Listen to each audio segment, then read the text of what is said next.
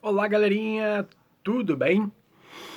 Bom, fazendo esse vídeo aqui, que na verdade essa ideia surgiu devido à contribuição de um dos nossos inscritos aqui no canal, por sinal, uma das pessoas que acompanha o nosso canal desde o ano passado, quando eu retomei com o canal, já com essa toada da gente discutir os livros para a UERJ, discutir assuntos culturais também, que é o Ranieri Santos, e, e ele trouxe um debate muito interessante no último vídeo acerca do nacionalismo em Policarpo Quaresma.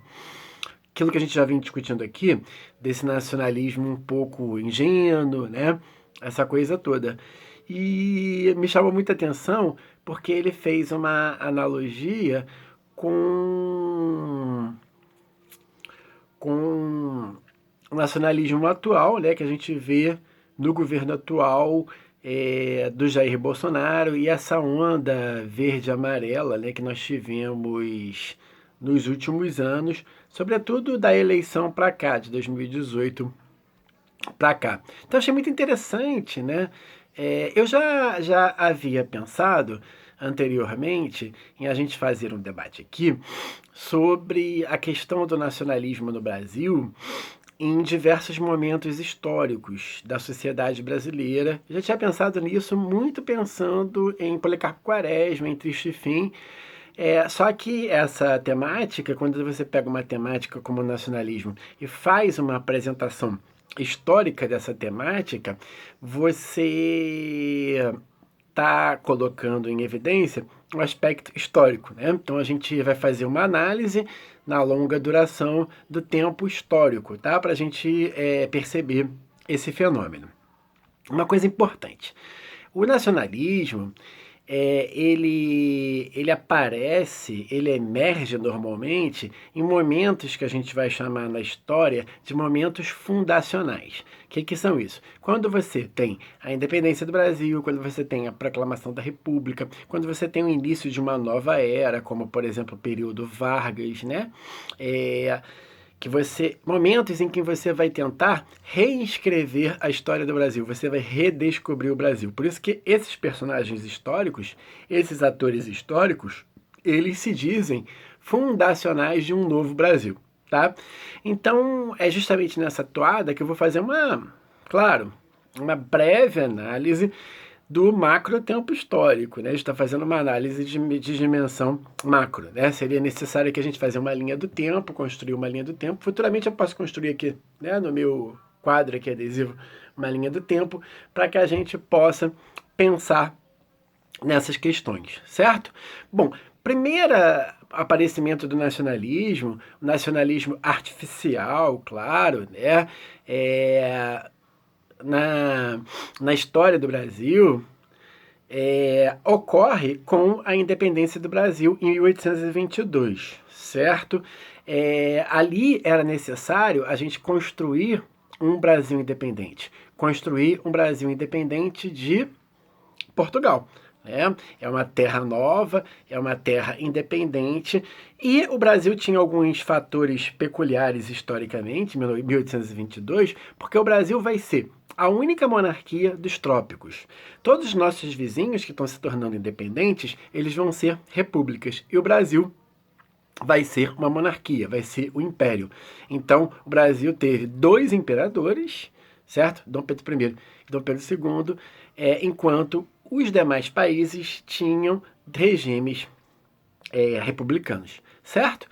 E é nessa configuração que a gente vai ver o primeiro nacionalismo, que vai estar, né, atrelado esteticamente ao romantismo. O romantismo que em sua verve inicial, em sua primeira fase, ele vai estar discutindo o indianismo. Então você vai ter o resgate do povo autóctone, que é o índio, tá? E esse índio, ele vai ser trazido novamente como um elemento nacional, como verdadeiro elemento nacional em oposição aos portugueses. Só que o que vai acontecer? Isso é muito interessante, né? Por isso que a gente diz que o romantismo esteticamente ele é artificial, né? Porque esse índio produzido pela literatura romântica lá da independência, que é um projeto político, né, para construir uma história do Brasil, por isso que é um projeto fundacional, esse índio, como nós já vimos na literatura brasileira, ele é um índio branco, ele é um índio cavalheiresco, né? Ele é um índio idealizado, né? Esteticamente, ele parece muito com os cavaleiros medievais. Lembrando que o romantismo europeu, tá? Ele está recuperando a história da Idade Média, né? Os cavaleiros, aquela história fundacional daqueles países que se fizeram nessa reunião de feudos, na reunião dessas famílias, né? Uma história que se enraiza, né? Na questão feudal. Então, quando os países europeus vão pensar a sua historicidade através do romantismo, eles vão fazer essa viagem, esse resgate na Idade Média. Nós, né, vamos fazer os resgates, como nós não tivemos Idade Média, né, a história do Brasil é em contato com o mundo ocidental, em contato com o universo europeu, ela se dá sobretudo a partir de 1500, a partir do achamento do Brasil. Então a nossa história anterior aos portugueses se dá com os índios. Só que esse romantismo ele não vai buscar o entendimento antropológico do que foram os índios do Brasil, como eles viviam, nada disso. Eles vão criar uma imagem artificial desse índio, tá? E é interessante que o próprio personagem Policarpo Quaresma, quando ele recupera, né, o tupi como proposta, né, de salvação cultural do Brasil, como proposta de língua oficial do Brasil, o nosso Policarpo Quaresma, ele tem uma premissa muito romântica, muito idealizada, né? Muito ingênua, né? E muito artificial, como o próprio romantismo. Né? Talvez seja uma grande crítica que o próprio Lima Barreto esteja fazendo ao romantismo enquanto um autor que está ali, né? Na fronteira entre o realismo machadiano, tá? E o realismo, que a gente tem que lembrar aqui que Lima Barreto era leitor, né, sobretudo do realismo russo, né, autores como Dostoiévski, né, Tolstói, ali do século XIX, e um pré-modernismo. Eu nem gosto dessa expressão pré-moderno. Eu considero particularmente, tá, autores como Lima Barreto e autores como João do Rio, já autores modernos.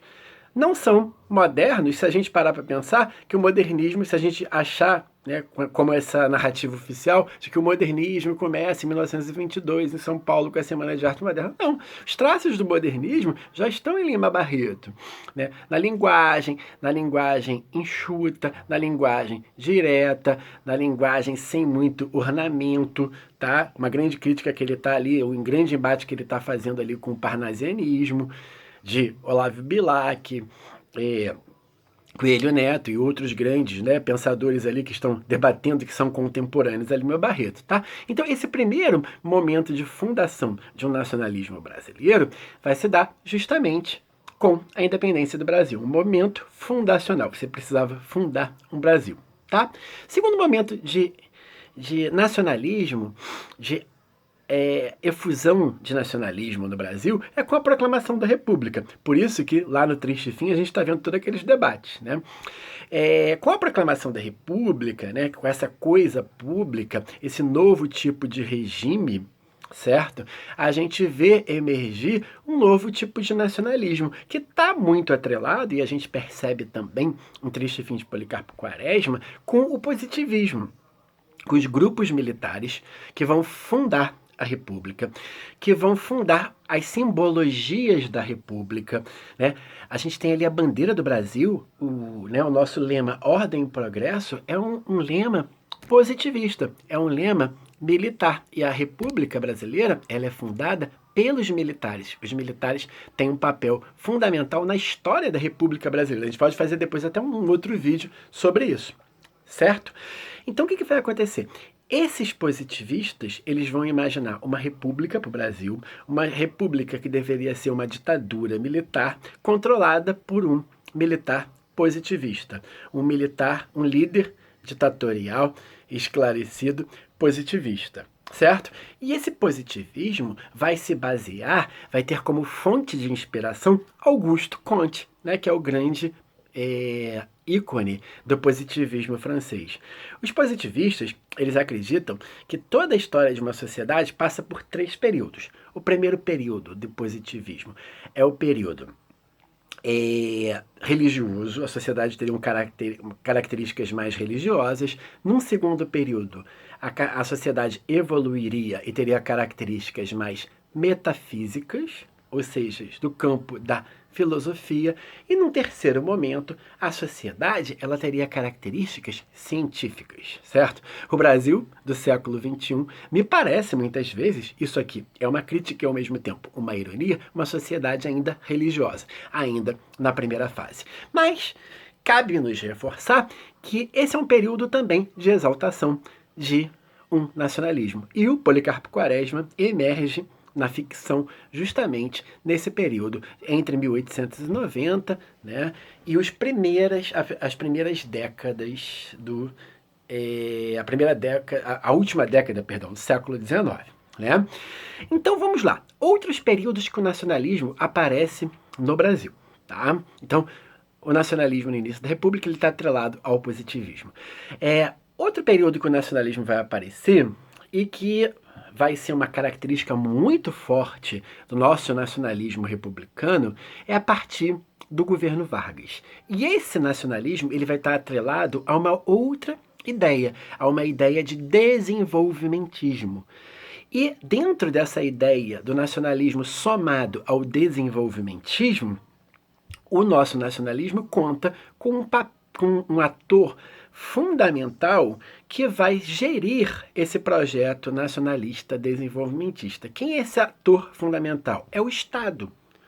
O Estado brasileiro ele vai agir enquanto gestor, enquanto direcionador do nosso nacionalismo desenvolvimentista. Então, é o Estado que vai articular a sociedade para que o Brasil se desenvolva. E que Brasil é esse? É um Brasil, né, original, é um Brasil que vai flertar esteticamente com o modernismo e, sobretudo, com o nacionalismo do pau-brasil, do verde-amarelismo dos anos 20, que culminam nos anos 30 enquanto um projeto de Estado e nesse momento liderado pelo Getúlio Vargas, certo? E é um projeto de Estado que vai ter como síntese a ideia de um líder condutor, tá? Daí alguns autores chamar isso nos anos 30 e nos anos 40, sobretudo um autor chamado Francisco Verfort, que é muito importante, né, para a historiografia, de populismo. No populismo, nós temos um discurso nacionalista, né, que vai ser articulado por um líder, e esse líder vai arregimentar uma massa, tá, que vai segui-lo em nome do Brasil. Tá? E esse líder, primeiro líder populista, em grande escala nacional, é Getúlio Vargas. Tá? Então esse líder, ele combina, ele fica ali enquanto um moderador da sociedade, entre os operários, né? O nosso populismo é um populismo urbano, né, que tem grande ênfase nas grandes cidades, e é interessante que é um populismo de massa que surge nos anos 30 e nos anos 40, né? 30, 40 e 50, que são as 3 décadas que vão fazer o boom, a passagem da sociedade brasileira agrária para a sociedade brasileira urbana. O Brasil vai deixar de ser um país agrário e vai passar a ser um país urbano, sobretudo nos anos 50. E o líder vai falar com essas massas urbanas, com essas massas de trabalhadores. E o Brasil vai estar passando também por um processo de industrialização e um processo de êxodo rural, de realocação da população brasileira. Correto?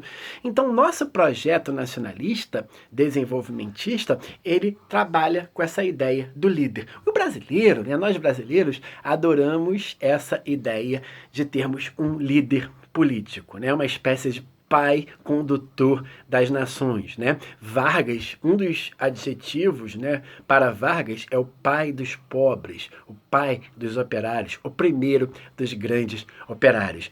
E a nossa estética da literatura vai estar falando do Brasil, né? Essa literatura verde, amarela, pau-brasil, essa literatura dos anos 30, que é a literatura regional, que vai dar ênfase às regiões do Brasil. E esse discurso nacional desenvolvimentista vai aparecer em outros momentos da história do Brasil pós-Vargas, sobretudo com JK, né, que foi também um grande líder populista, que tinha um projeto nacional desenvolvimentista, sintetizado na sua frase crescer 50 anos em 5 e conduzido por um discurso extremamente nacionalista, tá? E o interessante, a ditadura brasileira, a ditadura militar, que vai de 1964 a 1985, ela também trabalha com um discurso nacional desenvolvimentista, no qual o Estado ele é o catalisador, ele é o gerenciador do Brasil e desse processo desenvolvimentista, né? Uma das épocas de maior nacionalidade, de construção de um nacionalismo, é justamente associado ao período do milagre econômico durante a ditadura militar, né? Pra frente Brasil, né? 70 milhões em ação, né? Que culmina com o milagre econômico, militar, tá? Que culmina com a vitória da seleção brasileira, né? O tricampeonato da seleção brasileira em 1970, tá? Então se tinha um discurso nacionalista que apagava, inclusive, desculpe a expressão, né, aqui, mas a porradaria social que estava acontecendo no Brasil, a resistência à ditadura, né? Então, esse discurso fanista, nacionalista da ditadura militar, apesar de ter como um tratamento, né, o nacional desenvolvimentista, né? Do ponto de vista econômico, você tem esse modelo keynesiano de intervenção do Estado na economia, né? É igualzinho a JK, é igualzinho a Vargas, né? Só que a ditadura brasileira ela não produziu um líder. É interessante, né? A ditadura brasileira ela tem essa grande diferença, ao contrário da ditadura chilena, né? Que produziu um líder populista de direita baseada nesse discurso, né? De crescer tendo como o Estado, né, como orientador da economia, né, e depois, nos anos 80, a abertura ao liberalismo com Pinochet, né, a ditadura de outros países tinha um líder, né, o Salazar em Portugal, né, a gente vê essas lideranças, o Franco na Espanha, né, a Argentina com Perón, né, a nossa ditadura brasileira, a ditadura militar do Brasil, dos anos 70, 60 e 70, ela não produziu um líder. Então isso é interessante. Mas, de qualquer maneira, é um projeto nacional desenvolvimentista baseado num milagre econômico. E quando esse milagre vem a ruir em 1973, o discurso do nacionalismo começa a ruir também. Depois, né, quando o Brasil sofre uma abertura, tá? Nós vamos ter um outro nacionalismo, um nacionalismo de base mais oca, né? Que ocorre sobretudo com a ascensão meteórica, apoiado pela imprensa, apoiado pela Globo, né? De Fernando Collor de Mello nas eleições de 89. O Fernando Collor de Mello, ele é um personagem muito parecido com o Jair Bolsonaro, né? Com esse discurso de que o Brasil não vai ser vermelho, o Brasil jamais vai ser comunista, o Brasil é verde e amarelo. A campanha do Collor, né? Ela se baseava, eu lembro muito bem, eu era muito criança, né? Mas eu lembro disso. O Collor, né? C-O-L-L-O-R, os dois L's eram um L verde, um L amarelo, baseado nessa ideia do verde-amarelismo e de um nacionalismo, né, aí sim, sem base estatal e sem projeto desenvolvimentista. Por isso que o Collor, né, ele é o primeiro a abrir o país ao liberalismo e só que sem muito compromisso, né, econômico, sem um direcionamento econômico, e ele cai, né, acaba caindo também por conta dos seus péssimos projetos econômicos, né? A gente lembra daquele plano, né? O plano Collor, que vai confiscar as poupanças, as economias, sobretudo mexendo, né, com a classe média brasileira e classe ricas brasileiras, né? E um governo totalmente corrupto, né? Mas existia esse nacionalismo, é um nacionalismo muito parecido, né, com bases, né, verde-amarelistas, com esse discurso contra o comunismo, que já tinha sumido em 1989, né? E o que eu digo assim, oco, é porque não tem um direcionamento, né, desenvolvimentista estatal. Então, e também o Collor tinha um discurso muito também enviesado do ponto de vista religioso. Só que na época você não tinha o advento dos evangélicos, né? Hoje os evangélicos são cerca de 30% da população no Brasil, um terço. Então todo líder, né, populista, ele tem que conversar com os evangélicos hoje. E o Collor, na época, conversava com o universo do catolicismo. Né?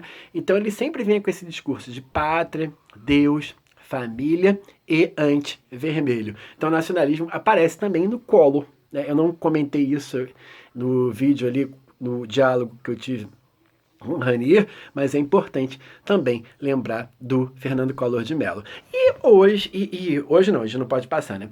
A gente teve também na era Lula, né, do governo Lula, nos 8 anos do governo Lula, e no primeiro também governo Dilma, né, um projeto que retorna a uma lógica nacional desenvolvimentista do PT, então articulando o Estado como condutor do desenvolvimento do Brasil.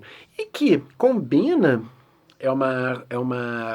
muitos podem dizer que é uma surpresa aleatória histórica, né? Mas combina com uma fase, a última grande fase de riqueza do Brasil nos últimos anos. Né? A economia brasileira durante a era Lula vai crescer bastante, sobretudo baseada na exportação das commodities, das matérias-primas, e a alta do preço dessas matérias-primas, e o governo Lula vai saber fazer uso disso. Né? Então o Brasil virou o foco do mundo. O Brasil era considerado, em 2010, 2011, a terra do futuro, a terra do progresso. Né? Tanto que o Brasil ganhou a possibilidade de sediar a Copa do Mundo em 2014 e os Jogos Olímpicos em 2016. Isso não é à toa, né? Que o Brasil era visto como essa terra do futuro, a terra do presente, né? E a terra emergente por si só. Então houve aí um encontro de um crescimento econômico com um discurso nacionalista, de novo de ordem, tá? Nacional desenvolvimentista, e que produz um líder carismático, que é o Lula, que impressionantemente sai do poder em 2011 com cerca de 85% de aprovação da população brasileira, tá? Então um líder carismático, de esquerda, com um projeto nacional desenvolvimentista muito parecido com Vargas, muito parecido com o JK, né? Nessa estrutura nacional desenvolvimentista. E hoje nós temos, de novo, um projeto nacionalista, um projeto de um nacionalismo agora neoliberal, muito parecido com o Collor, né, de Mello, com esse discurso atrelado à família, só que agora com um viés evangélico, né, a família, a pátria, tá, e Deus, né, aí a religião, a pátria, né, e a família. Essa família, claro, de ordem tradicional, é um discurso conservador, tá? Aí entra a grande questão, né, que as pessoas sempre me perguntam. André, o Bolsonaro, ele é um líder carismático? Ele é um líder populista? Essa expressão populista pode se somar, né, ao Bolsonaro?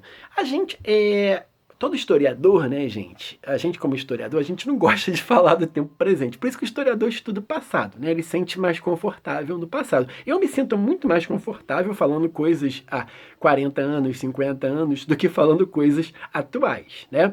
Até porque o olhar do jornalista às vezes é muito melhor do que o do historiador, porque o jornalista trabalha com o tempo presente, né? E nós historiadores nos sentimos mais confortáveis no passado. Mas eu vou tentar responder para vocês. É claro que o bolsonarismo ele é um fenômeno, ele é uma onda, sobretudo ligado a questões morais, a questões como a Lava Jato, a questões como corrupção, a uma fragilidade, né, da maneira pela qual a população brasileira vê os políticos e vê instituições, né, que são muito importantes para a democracia, como STF, como o Congresso Brasileiro. Então, essas instituições, elas saíram, nesses últimos anos, enferrujadas. Elas saíram com uma visão meio ruim. Então, o Bolsonaro, ele articula todos esses projetos, né, se passando como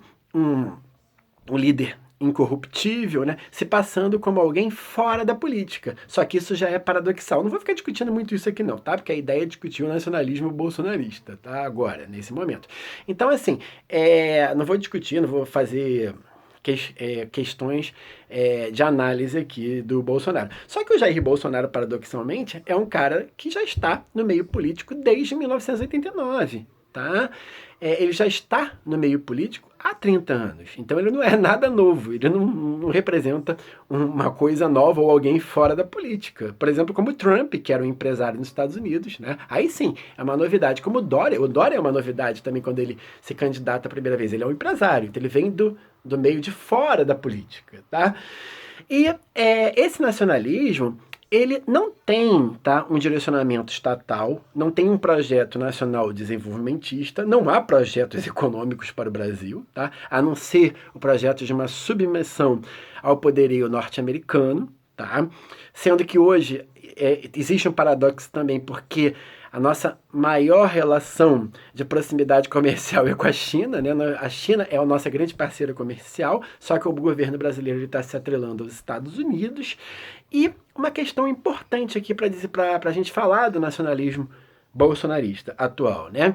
Ele não representa uma maior parte da população, apesar de ter sido vitorioso de forma democrática em eleições, né, normais, né, do ponto de vista de análise, ele não representa um nacionalismo com aceitação total da sociedade brasileira. Muito pelo contrário, né?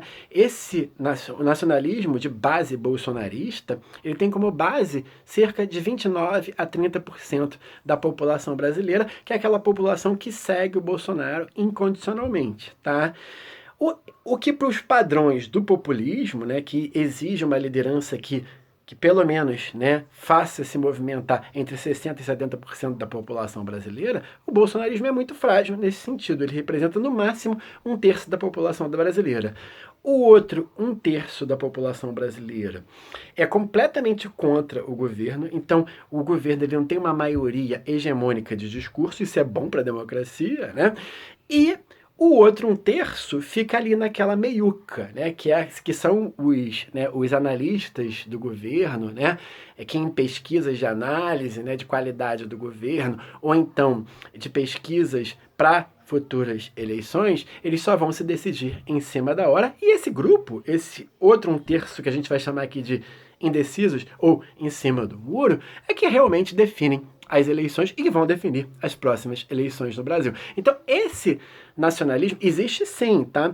Um carisma, só que é um carisma ligado a 1/3 da população brasileira, tá? Que segue incondicionalmente o nacionalismo bolsonarista, tá? Mas não é uma liderança majoritária quantitativamente, muito menos qualitativamente, tá? Não estou desmerecendo o fenômeno do bolsonarismo, que merece ser estudado, sim, né? E que vai precisar da nossa atenção, sim, tá? E eu tô fazendo aqui um esforço imenso, como mostrei para vocês, que já que nós historiadores não gostamos muito, né, de trabalhar com o tempo presente, mas esse é um momento muito importante e achei que a questão levantada pelo Ranieri aqui no meu canal do YouTube é muito legal e é muito bacana. Desculpem a viagem, né? Mas eu acho que é uma viagem interessante que a gente possa pensar esses projetos nacionalistas na história do Brasil independente de 1822 a 2020. Espero que vocês tenham gostado. Eu fiz um esforço imenso, né, para tentar organizar essas ideias todas. Eu não organizei isso textualmente, tá? Mas penso em fazer isso até para organizar as minhas ideias. Grande abraço, galera, e durante a semana voltaremos aqui com nossos livros sobre literatura, sobre história, enfim, sobre a cultura, tá? Fiquem em casa, se cuidem, cuidem dos seus. Um grande abraço do professor André.